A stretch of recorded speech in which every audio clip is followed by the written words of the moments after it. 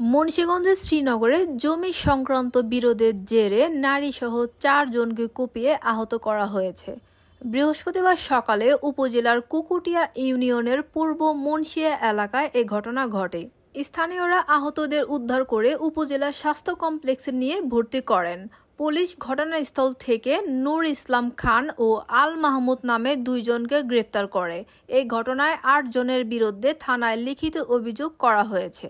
জানা যায়, জমি নিয়ে দীর্ঘদিন যাবৎ প্রতিপক্ষের সাথে বিরোধ চলে আসছিল।